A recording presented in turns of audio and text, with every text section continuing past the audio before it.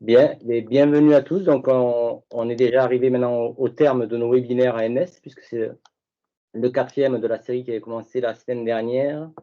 Donc, je vais aller très vite pour passer sous la parole à Cédric Chaumont, donc, qui est en charge du haut niveau au sein de la ETN, et vous dire donc que ce soir, c'est spécifique sur le volet haut niveau, puisque comme on vous l'a présenté dans les deux webinaires la semaine dernière, la partie haut niveau est une toute petite partie de ce projet sportif fédéral. Et peut-être voilà, juste vous rappeler que c'est une partie qui est volontairement très sélective dans le programme, et Cédric va nous définir tout ça. Et donc, voilà, c'est adressé au club et au comité dans des conditions bien particulières. Donc, Cédric, je te passe la main de suite. Peut-être juste faire les rappels généraux. Ouais, il y a 3 diapos. Ouais, je peux le faire, ça, pas de souci. Et après, j'enchaîne. OK. Du coup, alors effectivement, comme on l'a déjà présenté dans les webinaires précédents, vous dire que cette campagne donc, du projet sportif fédéral, en gros, se situe à hauteur de 1,2 million d'euros par an. Vous allez voir que cette année, c'est quasiment pareil à quelques euros près, avec un objectif qui est atteint maintenant depuis 3 ans, c'est d'avoir un équilibre entre les dotations qui sont affectées aux comités départementaux et celles qui sont affectées au club. Au comité, bon, de manière générale, et au club, donc en gros 50%, 50%. Les thématiques qui sont importantes, vous les voyez un petit peu à gauche, c'est tout ce qui est lié aux jeunes essentiellement, et puis au féminin. Et vous voyez que la partie accession au niveau, en fait, représente une partie qui est assez faible dans cette subvention. Ce qui est important d'avoir en tête, c'est que malgré tout, on est sur un niveau, on va dire maintenant, de base. À peu près, c'est 1,2 million d'euros par an. C'est ce qu'on a depuis 2 ans. Et par contre, avec une montée, par contre, à l'inverse du nombre de projets, puisqu'il y a eu presque 800 projets. Donc, ça veut dire que la compétition entre vous, on va dire, est de plus en plus rude. Donc, voilà, malheureusement, ça veut dire aussi qu'il faut arriver à avoir des dossiers de meilleure qualité. Et l'an dernier, par rapport à l'année précédente, il y a eu plus d'échecs, mais ce n'est pas lié au fait que la fédération sanctionne plus qu'avant, c'est que vous êtes de plus en plus nombreux à candidater, donc c'est plutôt une bonne chose. En tout cas, voilà, il faut aussi le prendre comme étant une voie de progrès, et je vous invite aussi à être très sélectif dans vos projets. Tous les projets n'ont pas vocation à être présentés chaque année à l'ANS. Il faut vraiment arriver à sélectionner vos projets phares que vous voulez présenter cette campagne. Sur la suite, donc vous l'avez compris, mais c'est toujours bien de le rappeler, on arrive en fin d'Olympiade, donc 2024 est notre dernière année.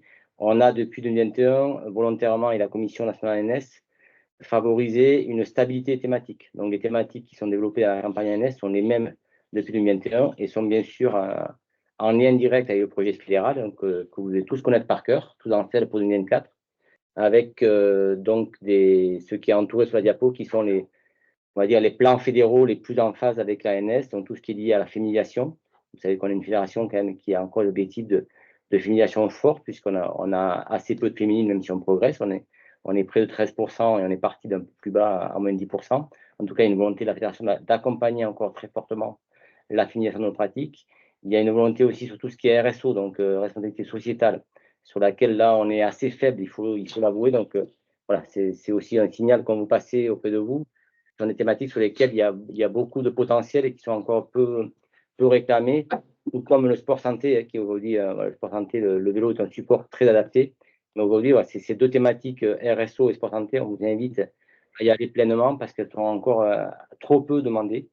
Et puis sur la mobilité, sachez que dans le projet sportif fédéral de l'ANS, on soutient sur la mobilité qui est sur son volet jeune, donc le savoir rouler à vélo.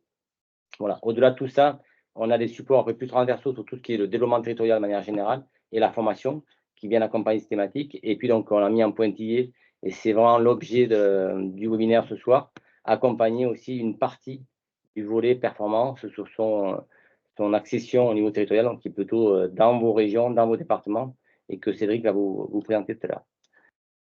Voilà, pour finir ce topo introductif, vous rappelez le calendrier. On est aujourd'hui, on est déjà à mi-campagne de candidature, puisque vous avez jusqu'au 18 avril prochain pour présenter vos projets. Donc, ça passe par le compte asso. Donc, c'est des choses que, pour la plupart, vous connaissez, ce qui va permettre après à vos comités régionaux de faire toute la phase de pré-instruction. Et nous, au niveau de la Commission nationale, fin mai, on propose à l'Agence nationale du sport des attributions par club, par comité. Et puis, si tout va bien, à partir de mi-juin, fin juin, vous allez pouvoir recevoir vos crédits de l'ANS. Voilà un petit peu où on en est sur le contexte global de cette campagne. Grosso modo, retenez quand même qu'il n'y a pas de, il y a une volonté aussi de stabilité, il n'y a pas de grandes nouveautés. Et s'il y a des nouveautés importantes, elles arriveront plutôt en 2025, lorsqu'on va être avec un nouveau projet fédéral et de nouvelles orientations politiques avec la future équipe qui va bien sûr diriger la fédération après les Jeux de Paris.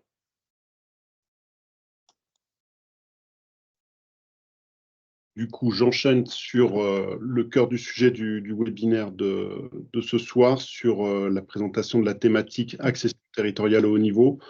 L'objectif, c'est de vous donner tous les éléments pour que vous puissiez présenter des projets sur cette thématique qui soient recevables. L'idée, c'est d'éviter d'avoir à recueillir des projets qui ne seraient pas recevables et qui ne rentreraient pas dans les critères précis que l'on a pu définir, mais aussi ceux de l'agence. Je vais vous les présenter. Je pense que sur certains sujets, je vais me répéter au risque d'être peut-être un petit peu lourd, mais pour que chacun puisse bien identifier si sa structure est éligible ou pas, ça nous semble très important. En effet, cette rubrique accession territoriale au haut niveau, c'est la 3e année que l'Agence nationale du sport l'a mise en place au sein des subventions projets sportifs fédéraux, PSF.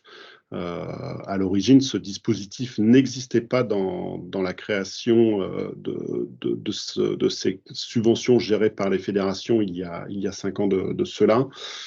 Ce dispositif vient consacrer une organisation en 4 niveaux des projets de performance qui sont demandés par l'Agence nationale du sport aux fédérations sportives, à savoir le programme olympique, et dans ces programmes, notamment les structures qui servent à la formation des sportifs de ce programme, que sont les pôles France olympiques, le programme relève, qui est lui aussi géré par les fédérations au plan national, avec les structures de ce programme qui sont les pôles France relève.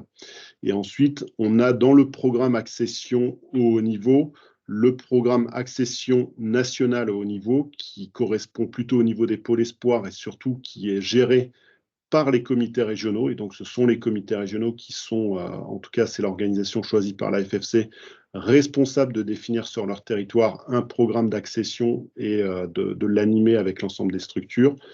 Et on a le 4e niveau, le programme accession territoriale, qui correspond en termes d'outils d'accueil et de formation des sportifs, les structures d'entraînement et de formation qui peuvent être gérées soit par des clubs, soit par des comités départementaux et qui participent à la stratégie définie dans le programme d'accession défini par le comité régional. Donc, je le disais, ce dispositif est très cadré par l'agence. Il recherche à financer soit des actions de détection, soit des actions de formation sportive de jeunes pour accéder au haut niveau et afin de fournir régulièrement et durablement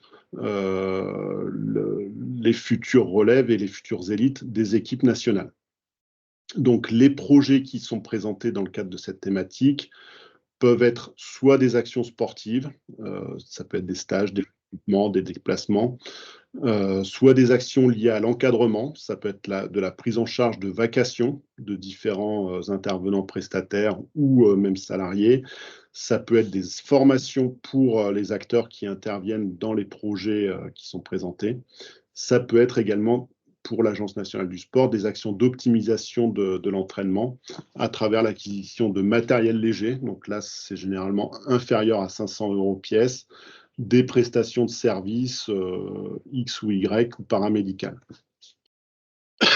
Ce qu'il faut bien retenir, c'est que le montant total qui peut être consacré à cette thématique accession territoriale au haut niveau est limité par l'agence à 15% maximum du montant qui est attribué à la fédération.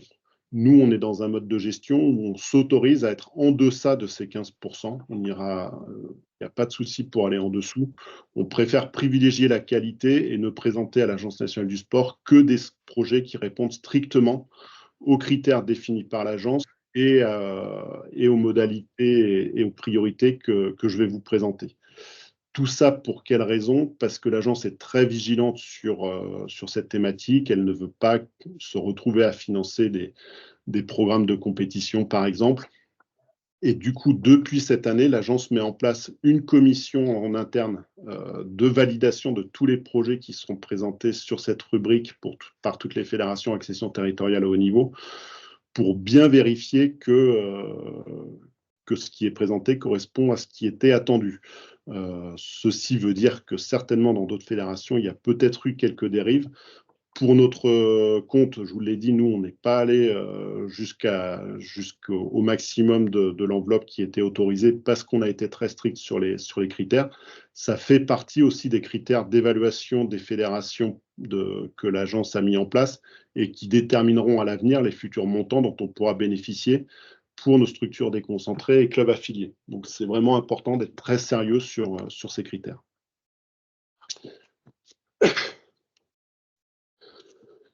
Du coup, on a différentes entités qui peuvent être éligibles à cette enveloppe, à ce dispositif accession territoriale au haut niveau, à savoir les clubs affiliés. Parmi ceux-là, seulement ceux qui sont porteurs d'une structure d'entraînement et de formation. Donc, un club qui ne serait pas porteur est reconnu comme étant une structure d'entraînement et de formation du projet de performance fédérale, ne doit pas utiliser cette rubrique et ne doit pas déposer de demande de subvention au titre de cette rubrique. Elle sera automatiquement refusée. J'aurais tendance à dire que si vous êtes un club et que vous posez la question de savoir si vous êtes CEF ou pas, c'est que vous ne l'êtes pas. Vous ne pouvez pas être présent ici ce soir, être un club et ne pas savoir que vous êtes porteur d'une structure d'entraînement et de formation labellisée dans le cadre du PPF. Pour les comités départementaux, ceux qui sont porteurs d'une CEF, et ils se reconnaîtront, vous pouvez présenter une demande de subvention, un projet sur cette rubrique accession territoriale. On verra sur quelle rubrique tout à l'heure. Vous pouvez aussi déposer une demande de subvention sur un projet qui implique le comité dans le fonctionnement de l'équipe technique régionale, mais surtout en lien avec le programme d'accession au haut niveau qui a été défini par le comité. Donc, on le verra tout à l'heure, mais là aussi, il faudra bien le justifier. Et enfin, puisque vous le savez, depuis cette année, on demande aux comités régionaux également de déposer jusqu'à 3 projets, c'est ça 3 projets. Donc, l'un de ces projets peut être consacré pour les comités régionaux à l'accession territoriale au haut niveau. Ce n'est pas une obligation, sachant que les comités régionaux sont éligibles à un autre dispositif de financement des pôles espoirs via une enveloppe accession nationale. Donc là aussi, sur les projets qui seront présentés par les comités régionaux, on sera très regardant sur la qualité et l'intérêt du projet présenté. Et je vous invite à bien réfléchir avant de présenter un projet sur cette rubrique. Donc, dans cette thématique, vous avez quatre rubriques possibles, 2 qui sont intitulées PPF, Projet de performance fédérale. Ces 2 rubriques, donc la première c'est action sportive et la deuxième c'est optimisation de la performance, ne s'adressent que pour les structures porteuses d'une structure d'entraînement et de formation, porteuses d'une CEF. Si vous n'êtes pas porteuse d'une CEF, ne sélectionnez surtout pas la rubrique PPF, on rejettera automatiquement le projet qui pourrait être demandé, fût-il de très bonne qualité. Pour les rubriques ETR, elles ne seront réservées que aux comités départementaux et aux comités régionaux. Donc, si vous êtes un club et que vous sélectionnez la rubrique ETR, votre projet sera automatiquement rejeté. Les différences entre actions sportives et optimisation de la performance. Les actions sportives, on est plus sur des stages, des regroupements, des actions d'entraînement. L'optimisation de la performance, on est plus sur des actions d'acquisition de petits matériels, d'abonnements, de prestations, de formation d'acteurs ou de prestataires.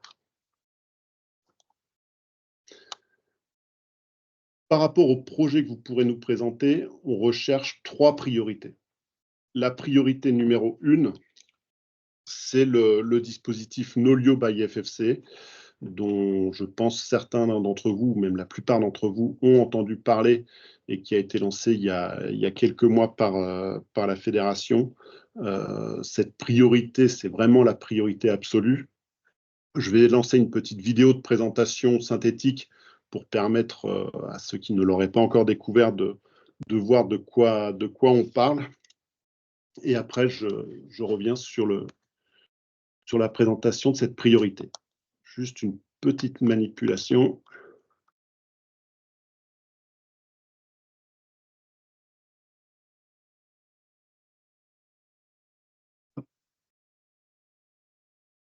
Je partage. Il a sauté. Ah, il a sauté. Voilà. Ouais, il est bon. C'est parti.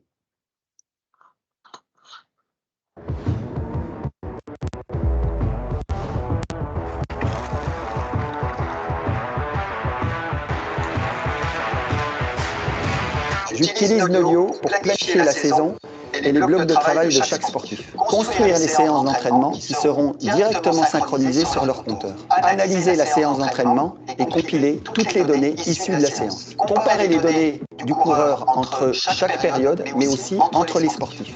J'incite tous les coachs de la fédération à utiliser cet outil indispensable pour un bon suivi d'entraînement.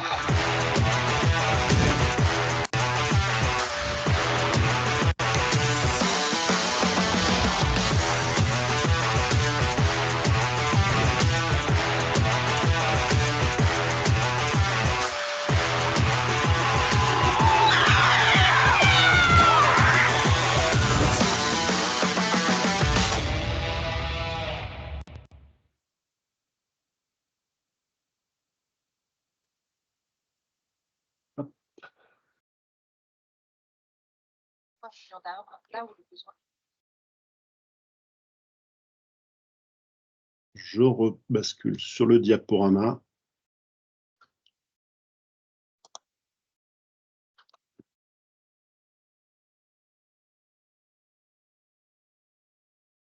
Donc, cette plateforme Nolio by FFC, ce sera certainement un petit peu redondant et beaucoup plus court pour ceux qui ont déjà eu une présentation plus exhaustive de cet outil. Je pense que vous connaissez Nolio, c'est un outil de management de collectifs sportifs. La fédération a choisi de travailler avec Nolio dans le cadre d'une réflexion et de différents outils travaillés dans le cadre de financement de l'Agence nationale du sport qui a mis en place un plan de transformation numérique des fédérations. Pour nous, c'est un outil stratégique pour aller vers une performance de très haut niveau qui soit durable pour le sport cycliste français. Et donc, on souhaite le voir être déployé jusque dans les clubs. C'est pour ça qu'on parle de dynamique fédérale du club à l'équipe de France.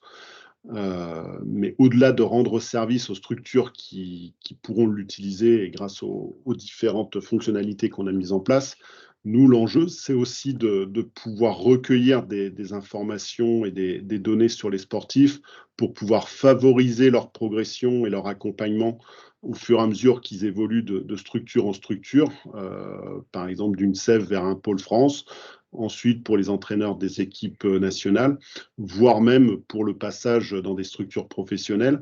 C'est des choses qui peuvent être intéressantes pour ne pas avoir de rupture à chaque fois qu'il y a un changement de structure, d'entraîneur pour des sportifs et d'aller rapidement vers la mise en place de programmation d'entraînement et de suivi de ce qui a été fait, qui soit le plus pertinent possible par rapport aux spécificités, aux talents de chacun des sportifs. Il y a des outils aussi qui ont été développés sur le passeport de compétences qui permettent justement à chaque structure, à chaque responsable d'entraînement, mais également à chaque sportif, un petit peu en mode gaming, c'est le nom à la mode, de bien identifier où est-ce qu'ils en sont par rapport aux modèles de performance internationaux et par rapport à leur catégorie d'âge. Donc des indications assez intéressantes pour identifier ses qualités et ses faiblesses. Et tout ça nous permet de détecter des potentiels et de pouvoir engager des actions individualisées en fonction de ce qui est fait. Donc, pour nous, c'est vraiment la priorité numéro 1. On souhaite que cette plateforme de monitoring, de suivi et de planification de l'entraînement soit utilisée dans l'ensemble des structures d'entraînement et de formation labellisées au sein du PPF. Pour nous, c'est une cohérence qui nous semble indispensable. Elle est déjà utilisée dans l'ensemble des pôles France et la plupart des collectifs nationaux. Donc, pour les structures qui n'auraient pas encore accès à cet outil, dans le cadre de la campagne PSF Accession Territoriale, vous pouvez inclure l'abonnement nécessaire à l'accès à cette plateforme. Vous pouvez soit voir avec le manager technique territorial de votre région pour voir si votre structure est éligible à un compte régional ou s'il faut en créer un. Si vous disposez déjà d'un compte Nolio, parce que c'est un outil avec lequel vous fonctionnez, vous pouvez basculer sur l'offre fédérale. Ça vous permettra d'avoir davantage d'entraîneurs et davantage de sportifs pour le même tarif. Et si jamais vous avez besoin de conseils un peu plus pointus, vous pouvez contacter Pierre Joadienne, qui est notre référent national sur le sujet. Vous trouverez en bas de la diapo, et on vous partagera le diaporama à la fin du webinaire, également l'adresse sur le site internet de la fédération pour trouver plus d'informations sur la plateforme Nolio by FFC. Priorité numéro 2 sur laquelle nous porterons une grosse attention, et là finalement elle est très en lien avec la priorité numéro 1, c'est le développement des capacités de détection des comités régionaux, départementaux et des CEF. Donc dans le cadre des projets que vous pourriez présenter, vous pouvez utilement présenter des organisations de stages de détection, quel que soit le niveau 1, niveau 2, l'acquisition de petits matériels nécessaires à la mise en place des actions de détection. C'est quand même des matériels qui ont leur coût, ça peut être utile de les voir financer. Vous pouvez aussi prévoir des sollicitations d'experts pour former aux outils et aux protocoles. Dans ce cas-là, je vous invite à contacter soit Emmanuel Brunet, soit Maxime Frémaux, @ffc.fr. Petit écho. Pour avoir des actions de formation ou des interventions pour vous aider à mettre en œuvre les outils de détection. L'ADTN a publié fin novembre un guide qui synthétise l'ensemble des protocoles et des outils qui servent ou qui peuvent servir à la détection dans chacune des disciplines, avec des référentiels pour chaque catégorie sur les différents tests qui peuvent être mis en œuvre. Vous pouvez le télécharger, il est gratuit avec le QR code qui est sur la diapositive. Si vous avez des problèmes d'accès, n'hésitez pas à revenir vers moi pour qu'on vous ouvre les droits pour accéder à cet ouvrage de plus de 150 pages. Troisième priorité recherchée dans les projets que vous pourrez présenter, c'est des projets orientés sur les féminines et ou les U17, puisqu'on peut avoir des féminines U17.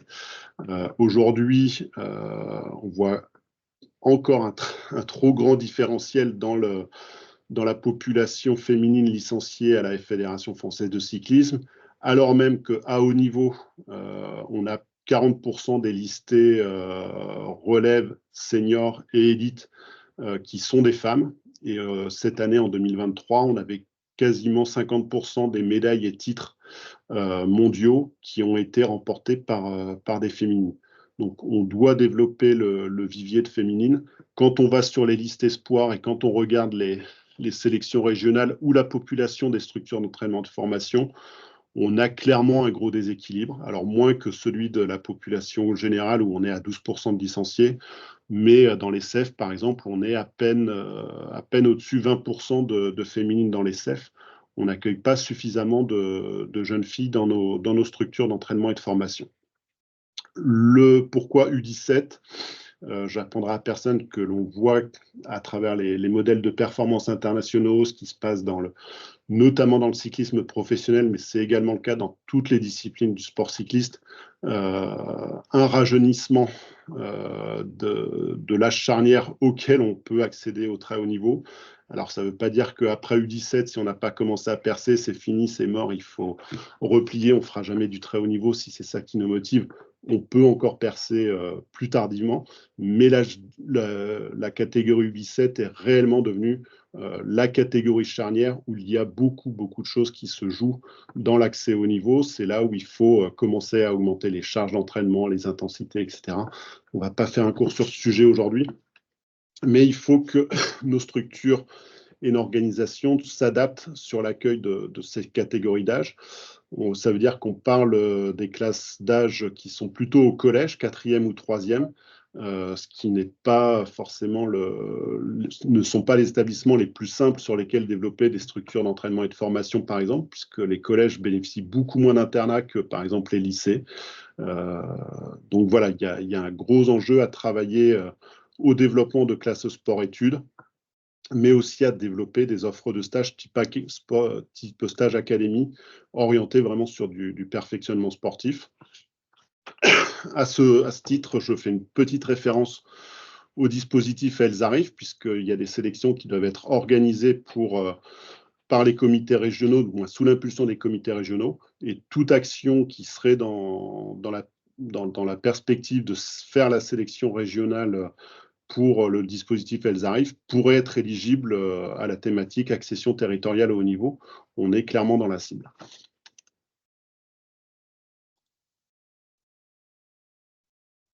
Donc, avant de passer à la synthèse et puis au temps d'échange pour répondre à vos questions, rappel des impératifs. J'ai déjà dit beaucoup de choses, mais mieux vaut le dire 2 fois qu'une. Sur les subventions qui seraient sollicitées pour les structures d'entraînement et de formation, donc seulement les clubs qui porteurs d'UNCEF, seulement les comités départementaux porteurs d'UNCEF, les projets que vous allez présenter doivent très spécifiquement comporter le nom de la structure PPF dans l'intitulé et la description du plan d'action. Ce sera vérifié par l'Agence nationale du sport, donc nous, on ne laissera pas passer un projet dans lequel le nom de la structure de la CEF ne serait pas mentionné. Donc, ce serait dommage. Et deuxième point, c'est que les responsables des structures CEF qui vont présenter une demande de subvention sur cette rubrique doivent s'engager à compléter le portail de suivi quotidien du sportif, le PSQS. Normalement, c'est fait, mais je vous demande de le vérifier puisque l'agence a commencé à engager des travaux d'évaluation de chaque fédération, en particulier du projet de performance fédérale de chaque fédération, et que cette évaluation s'appuie en grande partie sur les données renseignées dans le cadre du PPF, justement pour voir comment une fédération arrive à former des jeunes talents qui accèdent au haut niveau, etc. Donc, il y a absolument besoin pour les CEF de renseigner les données du PSQS. Si ce n'est pas fait et que vous déposez une demande de subvention, vérifiez-le. Nous, à ces 2 impératifs fixés par l'agence, la fédération on en fixe un, c'est l'utilisation de la plateforme Nolio by FFC. Donc, vous voyez, notamment pour les comités départementaux, il peut y avoir des comptes réservés par le comité régional, auquel cas vous n'avez pas forcément besoin de mettre en place, du moins de faire une demande de subvention pour l'abonnement. Pour les clubs et les comités départementaux qui n'auraient pas de compte régional, il y a possibilité de mettre une demande de subvention pour supporter le tarif d'abonnement. On prendra un forfait automatique de 500 € qui est le coût annuel, si je ne me trompe pas. 540. Comment ? 540. Voilà, sur 500, il reste 40 € à charge. Il reste 40 € à charge de la structure. Si vous le faites la demande et que vous répondez aux impératifs de l'ANS, ce sera accordé automatiquement. Et puis, en plus de ce forfait, vous pouvez aussi compléter le projet présenté par d'autres dépenses et d'autres besoins. La subvention n'est pas limitée à 500 € si vous présentez d'autres actions éligibles. Je voulais préciser quelque chose. C'est bon ? C'est bon. Sur les projets qui seraient présentés dans le cadre des rubriques ETR. Donc, je le rappelle, seulement les comités régionaux, seulement les comités départementaux. Si c'est un club, le projet ne sera même pas lu. Pas d'action de stage de préparation ou de participation à une compétition. L'agence nous le reprocherait, donc même si on sait bien que c'est quand même un sujet de pouvoir financer la participation à des compétitions ou la préparation de ces compétitions pour chacune des structures, d'ailleurs pas seulement les comités régionaux et départementaux, mais aussi les clubs. Ce n'est pas l'objet des financements des subventions PSF. Donc surtout, ne faites pas ce genre de demande dans les projets que vous pourriez nous présenter. Faites référence au programme d'accession défini par votre comité régional. Là, je m'adresse surtout aux comités départementaux. Il est souvent formalisé, pas toujours. On en est conscient, qu'il le soit ou pas. Faites référence au programme d'accession. Ça montrera à l'Agence nationale que cette notion de programme d'accession déjà est intégrée dans notre réseau. Et ensuite, dans les actions que vous présenteriez sur cette rubrique, n'oubliez pas de prendre en compte les priorités qu'on a définies, à savoir la détection, les U17, les féminines, et puis la montée en compétence des acteurs du territoire. Donc, si vous prévoyez que ce soit les comités départementaux ou régionaux, des actions de formation pour favoriser la montée en compétences techniques des acteurs du territoire, n'hésitez pas, c'est réellement la rubrique qui est faite pour financer ce type d'action.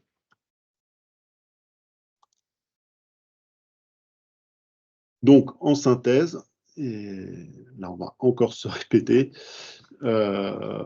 sur les 4 rubriques de la thématique accession territoriale au haut niveau, les rubriques PPF action sportive ou PPF optimisation de la performance que pour les clubs ou CT ou comités départementaux porteurs d'une CEF. Clairement, si vous présentez des projets dans le cadre des actions sportives, ce ne sera pas prioritaire, sachant que la présentation d'actions d'abonnement à la plateforme Nolio relève de la rubrique optimisation de la performance. Et je pense que ce serait dommage de présenter 2 projets différents dans la rubrique PPF pour une même CEF. Donc, ne faites qu'un seul projet et privilégiez la rubrique optimisation de la performance, surtout si vous n'avez pas d'autres accès de financement que celui-ci pour la plateforme Nolio, et incluez dedans d'autres besoins en termes d'intervenants, de créneaux, de petits matériels. Et là, le projet devrait suivre son chemin assez facilement.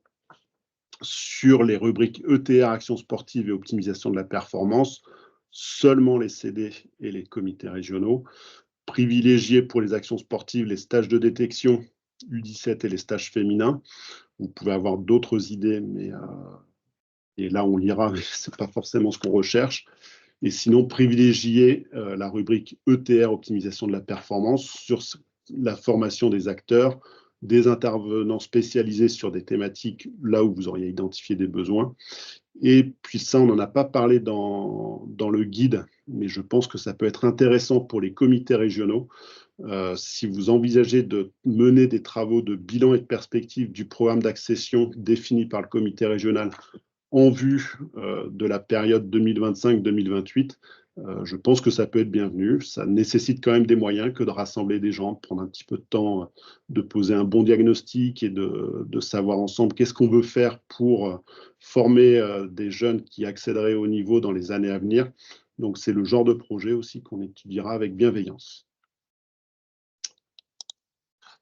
Voilà, j'espère avoir été suffisamment clair, suffisamment pédagogique en ayant répété plusieurs fois les impératifs à ne pas louper.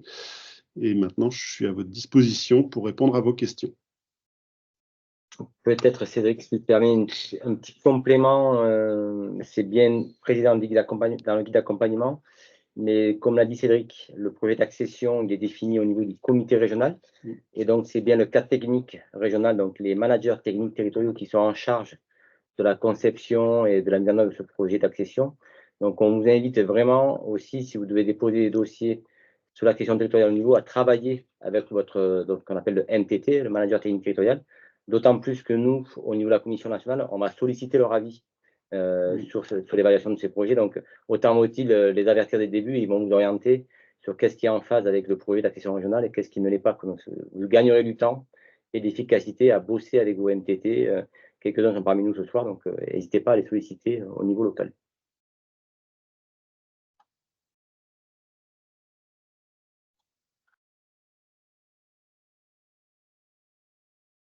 Y a-t-il des questions? La première, c'est toujours la plus dure.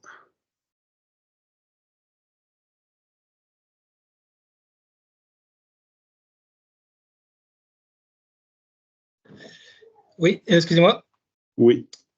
Alors, David Lelay du comité Côte-Bernard, j'en avais une par rapport au CEF et aux priorités. À nous, on rentrerait plus dans la priorité 3, mais il n'y a pas d'importance pour vous dans l'ordre des priorités ou...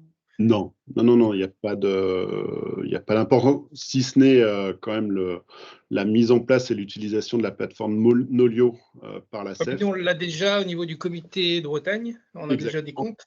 Donc après, pas de priorité sur tout ce que j'ai présenté. Donc Okay. les cibles qu'on a identifiées, c'est parfait.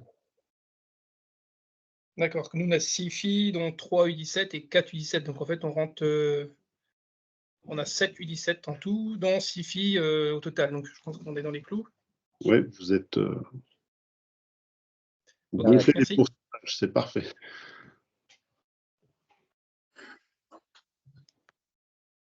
Myriam Préto.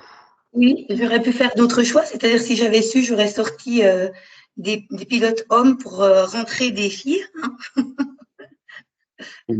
C'est bien de former des garçons aussi. Oui, bah oui, mais bon, voilà, donc bah, c'est comme ça, hein, je réajusterai pour une prochaine fois. Est-ce que dans les subventions qui pourraient être demandées, il y a des choses, enfin dans ce qu'on peut mettre en avant, il y a aussi tout ce qui est en lien avec justement le coût que représentent les trajets pour accompagner les jeunes élèves dans leurs établissements scolaires. Parce que nous, principalement, c'est notre problème sur les 4e, 3e, d'aller les recruter à l'extérieur, donc sur, par exemple, des pilotes qui seraient plus sur liste, parce qu'ensuite, on se trouve coincé pour les véhiculer. Ouais. Clairement, là, on est sur un type de charge qui représente du fonctionnement, ce qui n'est pas l'objet des subventions PSF. Alors après, le dispositif accession territoriale au haut niveau vise particulièrement les structures labellisées sur ce niveau-là. Donc on est un petit peu à la limite et c'est vrai que je pense que ça pourrait, dans un projet global, si vous mettez dans le budget ces charges-là aussi, et que vous les identifiez clairement, et oui, les sportifs ont besoin d'être déplacés, ça peut rentrer en ligne de compte. Mais le projet ne doit pas porter que sur le déplacement entre le lieu de scolarité, le lieu d'hébergement et le lieu d'entraînement des sportifs. Là, on serait dehors des clous. Mais dans le budget, intégrer cette ligne-là, et pour la justification aussi. Et oui, je pense que ce sera recevable. Merci.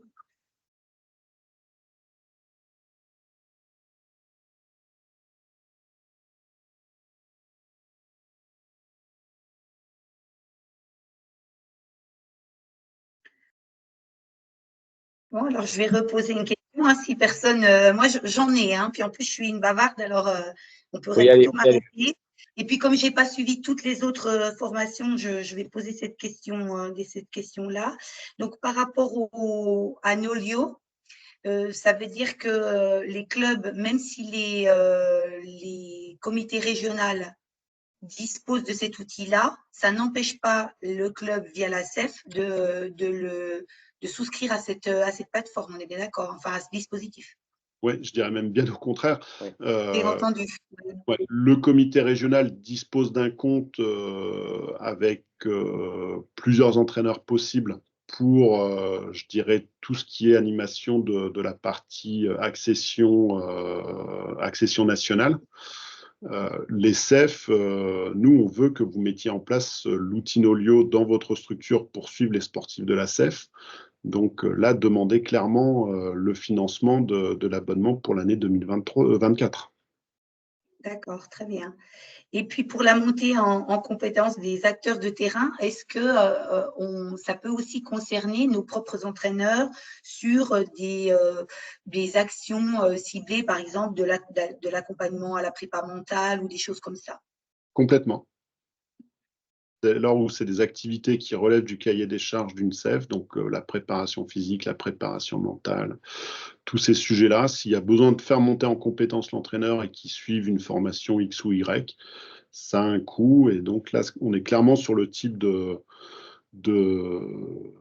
charges et de financement à solliciter. Là, on n'est pas sur du fonctionnement, c'est un besoin ponctuel pour faire monter en compétence l'encadrement de la CEF. Très bien.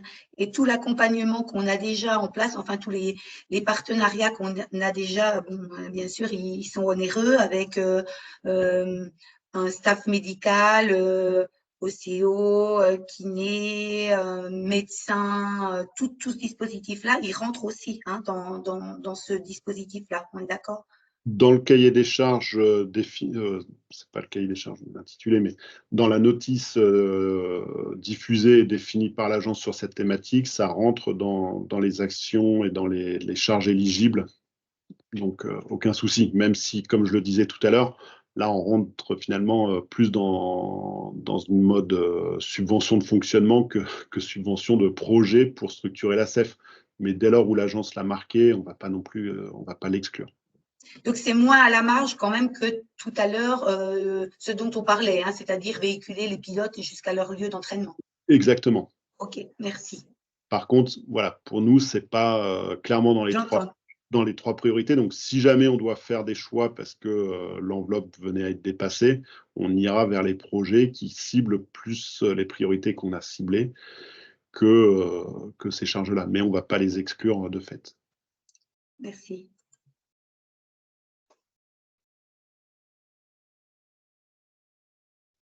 Fred, il faut juste activer le micro. Oui, voilà, bonjour. Moi, je suis pour le comité départemental des Alpes de Haute-Provence. On a monté une petite structure avec une académie VTT. Là, on a 20 jeunes, dont 2 filles. On compte prendre nos lieux, mais j'ai eu une coupure du casque, dont vous avez parlé, donc je voulais voir si vous pouvez me repasser ce moment-là, c'est comment le financer ou s'il faut faire une demande de subvention. Et nous, on organise des entraînements, on va dire 1 à 2 par mois spécifiques avec un brevet d'État, plus des stages spécifiques pendant les périodes scolaires pour pas venir se greffer sur les clubs. Donc, on essaye de trouver des créneaux en dehors des créneaux clubs parce qu'on travaille avec des clubs. Est-ce que tout ça, c'est pour rentrer et du coup, on travaille aussi l'accès au niveau puisqu'on a monté une structure avec un team départemental. Ouais. Et certains jeunes font partie de ce team-là, pas tous. Eh bien, alors, dans le cadre du comité départemental, vous n'êtes pas CEF, en tout cas pas encore. Donc, moi, je vous invite à déposer une demande de subvention sur la rubrique ETR, optimisation de la performance, dans lequel vous pourrez mettre la mise en place de la plateforme Nolio pour le groupe d'entraînement que vous mettez en place. Ce sera tout à fait éligible.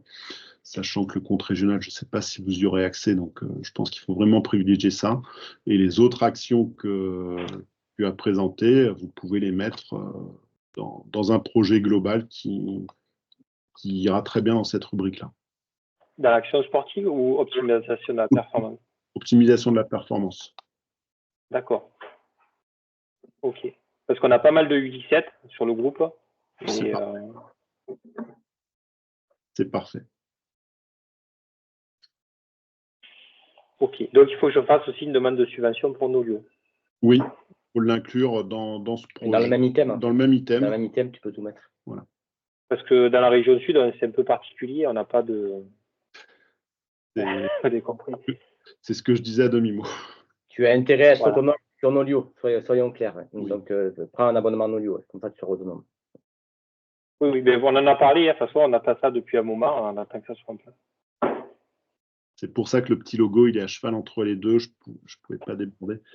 Mais un comité départemental qui n'est pas porteur d'une CEF, vous mettez un projet sur cette rubrique-là en incluant Nolio dedans, l'abonnement Nolio, et on accompagnera.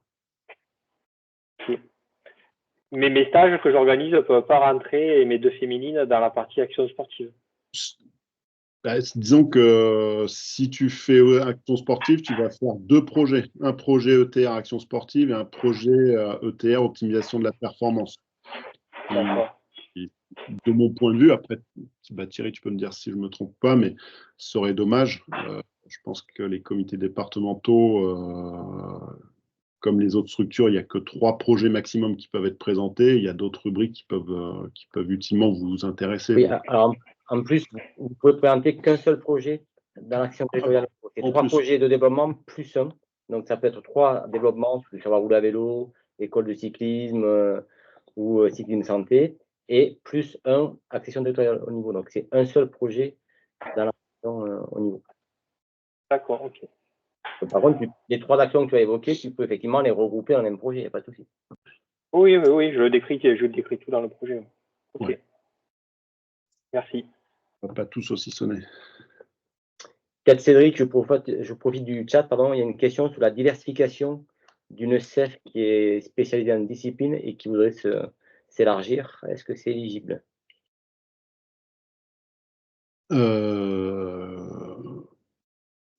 Mais je pense que ça, déjà, il faut échanger avec le manager technique territorial de la région, voir l'intérêt de diversifier les disciplines de la CEF. Nous, dans les modèles de performance et dans les modèles de formation vers le haut niveau, la multi-activité, c'est un facteur important. Donc, on ne sera jamais contre la diversification des disciplines. Effectivement, pour y aller, ça nécessite de faire évoluer les compétences techniques, etc. Mais il faut quand même au préalable s'assurer avec le MTT que ça correspond bien au programme d'accès au haut niveau défini par le comité.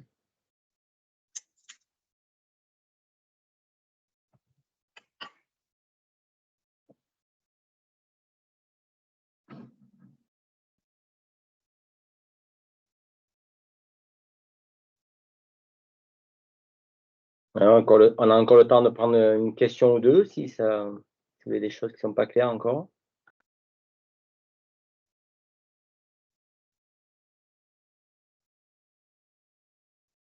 Je profite de ce temps mort pour vous dire qu'en termes de relais, donc il reste 15 jours de campagne, il y a 2 types de contacts. On a été vos managers techniques territoriaux en région. C'est des questions plus techniques sur vraiment, on va dire, l'outillage lié à la campagne ANS. Vous avez une boîte mail qui est dédiée à ça, donc commission-ans@ffc.fr, donc qui est la boîte idoine pour poser vos questions relatives à toute la campagne. Donc, n'hésitez pas à nous solliciter. Il y a Martin qui est derrière l'outil, moi aussi un petit peu, et puis Pauline. Donc, à 3, on doit arriver à vous répondre dans des délais corrects, normalement.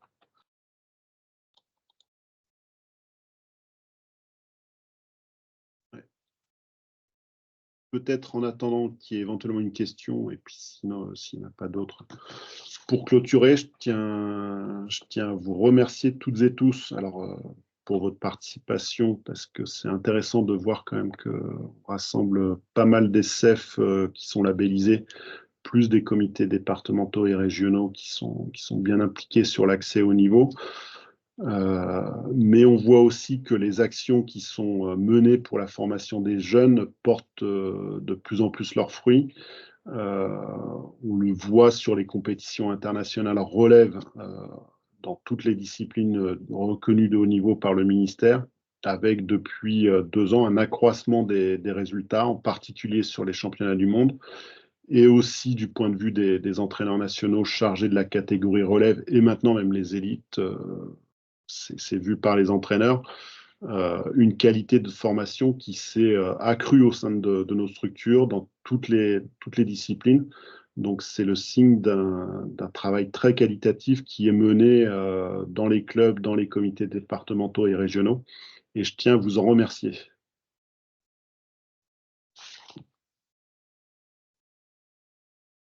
Faisons en sorte collectivement que ça continue. On a toujours le droit de continuer à s'améliorer.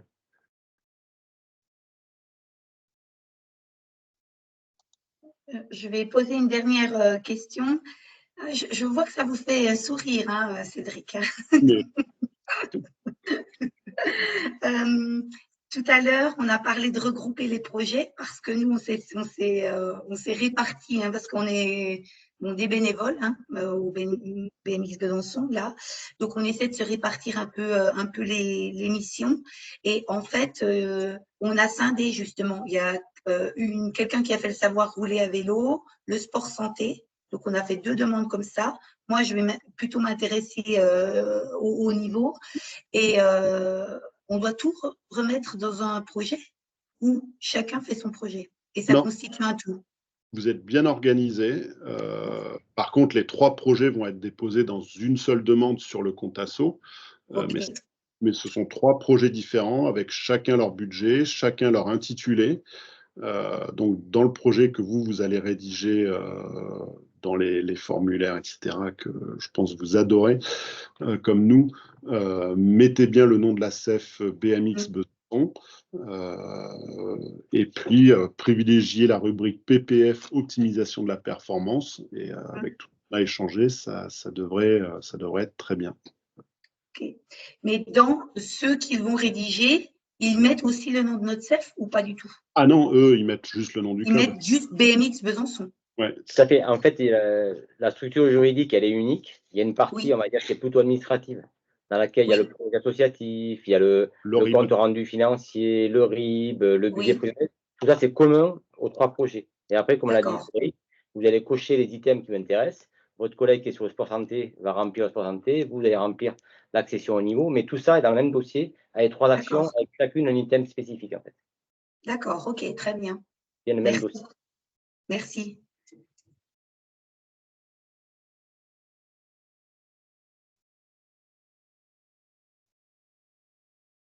Ok, bon, on vous propose de conclure là-dessus. Encore une fois, on reste tous disponibles. N'hésitez pas à nous solliciter. Et puis, bon courage pour cette partie de plaisir de dossier. On sait que ce n'est peut-être pas le côté le plus captivant, mais ça fait partie du montage de projet, qu'être capable d'aller chercher des financements. En tout cas, on est là pour vous accompagner là-dessus. Bonne soirée à tous. Bonne soirée. Bonsoir. Merci, bonsoir. Oui, bonsoir. Soirée.